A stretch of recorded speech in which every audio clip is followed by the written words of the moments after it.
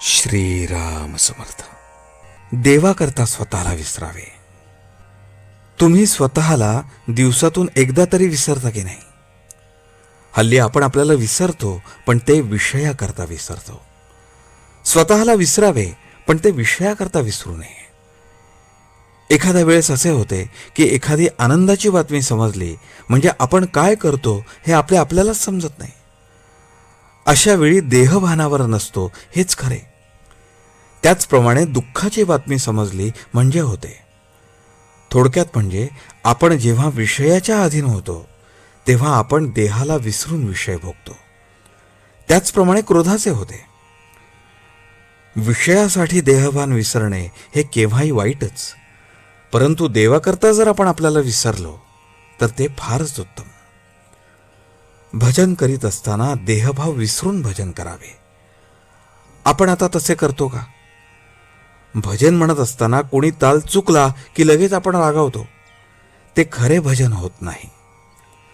म्हणून भजन करताना मी देवापुढे आहे आणि तो आणि मी याच्याशिवाय दुसरे कोणी नाही असे मानूनच भजन करावे आणि तशी सवय ठेवावी, म्हणजे देहभाव विसरता येईल.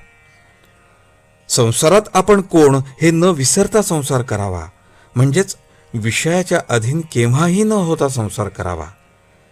स्वतःची आठवण ठेवून प्रपंच केला तर तो आपल्याला बाधक व्हायचा नाही. व्यवहारात काम, क्रोध, लोभ वगैरे सर्व काही असावे, पण आपण त्यांच्या स्वाधीन न होता त्यांना आपल्या ताब्यात ठेवून वागावे, म्हणजे देहभाव आपोआप नष्ट होऊन जाईल. हे सर्व साधायला परमेश्वराला शरण जाणे हा एकच सोपा मार्ग आहे आणि त्याकरता नामस्मरणात राहणे हेच साधन आहे. कोणी 12 आणि 12 24 वर्षे साधनात राहूनही काही काम झाले नाही असं म्हणतात आणि यात काही अर्थ नाही म्हणून सोडूनही देतात.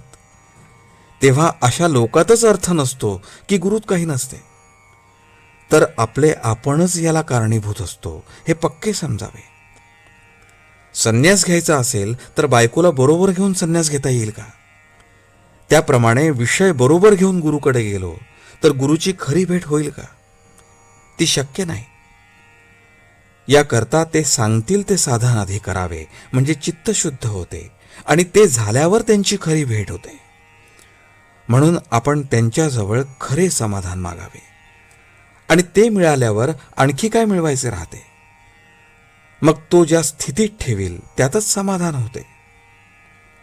देहभोगाची अशा वेळी काहीच किंमत राहत नाही आणि मग त्याला कंटाळण्याचेही कारण राहत नाही. आजचे बोधवचन. परमात्म्याचे स्मरण, यातच विषयाचे विस्मरण. जानकी जीवन स्मरण. जय जय राम.